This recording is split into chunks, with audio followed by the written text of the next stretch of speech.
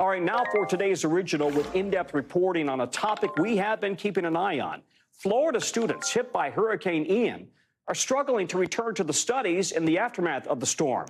They've spent the last 2 weeks out of school with so many homes destroyed and limited access to supplies. Here's NBC's Morgan Chesky. Whitney Clapper and her 3 kids moved to Lee County, Florida just a few months before the school year started, settling in before Ian struck. Their Cape Coral neighborhood hit hard. City officials came out and said that our zone needed to evacuate immediately. With wind gusts of 110 miles per hour, the family fled to a hotel in Valdosta, Georgia, leaving their new home behind. In the days and weeks after Ian, the majority of public and private schools in the state closed, putting about 3 million students out of school, according to federal data tracking school enrollments. I miss my classroom and my friends and everything. Every school in Lee County closed. Some schools destroyed beyond repair. We do have schools that remain in a high needs category, suffering significant damage. And some will need even longer because they will need to be rebuilt. Without their homes and reliable access to Wi-Fi, electricity, and running water, remote learning isn't even an option, leaving parents like Whitney Clapper worried about lost academic time for her kids. We're just trying to stay on top of it emotionally and making sure that we're talking to them every day. And the district announced last week that displaced or relocated families will have the opportunity to re-enroll their students into a school that better meets their current needs. I can tell you, and you should rest assured, that each site before a student or a faculty member comes into those buildings will be safe. The governor acknowledging the efforts made last week when announcing the reopening of all Florida school districts. The sacrifices that have been made by the parents, by teachers, by administrators have been really significant. For the students, it isn't just about adjusting to a new routine.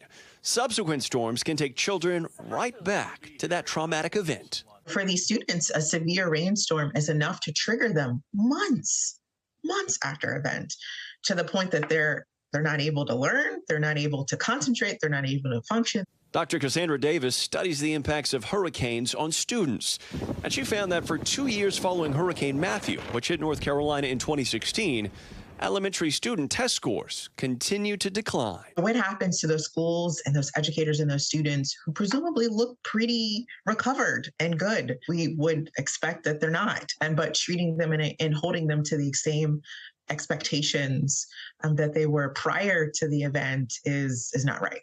The Lee County School District was aiming for most schools to reopen Monday, but over the weekend, the district announced some schools won't be ready until the end of this week or even later, as they continue to ensure the safety of the schools. I will not and cannot decide to open a school until we have documented that the area inside is safe for our students and our employees. Now, students Piper and Tucker reckoning with a change of scenery yet again. Yeah, this is insane. A tough lesson learned about patience and generosity for this Cape Coral family.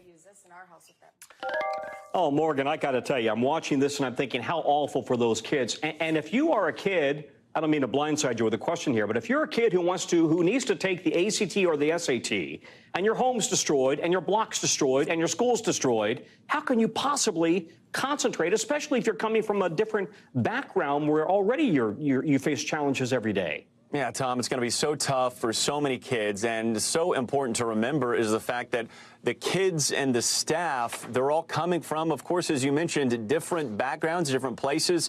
Socioeconomically, the differences will be glaring as this recovery goes on. The doctor that we heard from in that story gave the example of a student perhaps who is staying in a nice hotel with their family, who perhaps has more money or insurance for their home as this long road begins to go forward, compared to a student who maybe is sleeping in a shelter with little to nothing left behind.